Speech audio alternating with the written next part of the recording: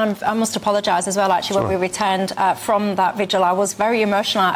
I struggle with this immensely because, you know, when you think about society, you know, the most vulnerable people in it are the very, very young and the very, very old. And I personally believe that there should be such a innocence and beauty around youth. All of the problems that as adults, unfortunately, we come face to face with, toe to toe with. Life is difficult, life is strained. You know, any good parent will tell you that what we do is we desperately try and protect our children from each and every kind of ailment, negativity in society. We try and have children to be as innocent as we possibly can for as long as we possibly can. So for me, and I know for lots of you at home, seeing these scenes live now in Southport, you've got lots and lots of families. If you're listening on the radio, I shall describe that. We're outdoors, we're at the vigil. You can see it's a community in mourning. People are literally physically at times turning to each other. You've got so many children in the audience, and I think that's one of the things that greatly just touched me. It's a beautiful sunny night, you know, one of the most beautiful evenings weather-wise we've had in such a long time. Those children should be out. They should be playing, they should be charging around doing whatever it is that kids do. They shouldn't be standing in this centre mourning their friends. I think it is one of the most horrendous things I've ever had to report on. And I will just remind us all of the people that have been impacted by this. We've got 6-year-old BB King. We've got Elsie Stancombe, age 7. We've got Alice Aguirre, age 9. And of course, we do know that we've got 5 children still in hospital. And we've also got 2 adults who, by all accounts, very bravely, very heroically, did everything that they could to try and protect as many of those children as possible. We believe that there were up to 25 children in that event.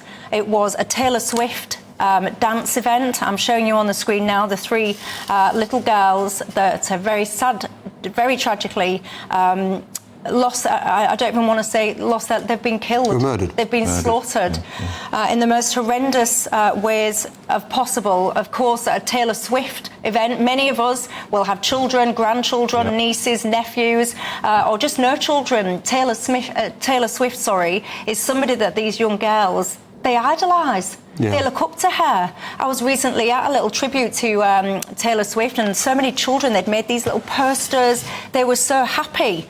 And to be somewhere where you're supposed to be safe and happy and have this happen, it is just beyond comprehension. I do want to just say that Taylor Swift, she issued a statement as well. I will take a second to read it out to you. Taylor Swift says, "The horror of yesterday's attack in Southport is washing over me continuously, and I'm just completely in shock. The loss of life and innocence and the horrendous trauma inflicted on everybody who was there. The families and the first responders, these were just little kids at a dance class. I'm at a complete loss for how to ever convey my sympathies to these families." That's Taylor Swift issuing that statement. I will just cross live to our reporter on the ground there in Southport, Will Hollis. Will, good evening. Back to you. Yes, good evening, Michelle. Well, now that the service has ended, there's starting to be a bit of a hum once again in this Southport square right in the centre of the town as thousands of people cram into what is a small square next to the town hall. You've just heard some of the speeches there from people from the local church as well as the local mayor for the Sefton area, which is where Southport is, and the mayor of the Liverpool region. You also heard as well nothing really but the sound of seagulls as there was that minute's silence. You could have heard a pin drop. And now what's happening is people that have got flowers in their arms are taking them down to the centre of this square, laying them in what I would describe as a horseshoe around a small platform. People are also giving out candles, and they're going to be lighting those candles. People have got little jewels as well, little charms that they're going to be putting on the flowers. You can see from the pictures that we're seeing that it seems that everybody from Southport has come down tonight because this is something that matters so much to them. This is a tight-knit community. That's what I've been told in the last couple of days since we first started reporting this horrific story yesterday. It's a seaside town, not too far from Liverpool, maybe 40 minutes away. A place where people come to celebrate, to enjoy their holidays. And that's exactly what these little girls were doing. Enjoying a summer dance club, listening to the music of one of the most popular pop stars of a generation, Taylor Swift. And then something horrific happened. A man came in armed with a knife, started attacking people.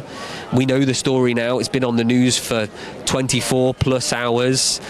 This is where the story's at now.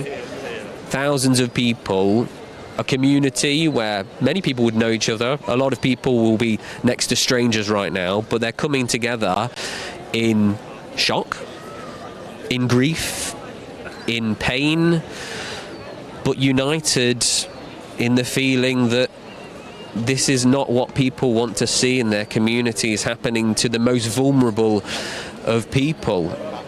Alice Aguirre, age 9. 2 other young girls as well, age 7 and 6. The pain here is so much, and people are hurting in a way that few people hurt in their lifetimes. Thank you very much for that.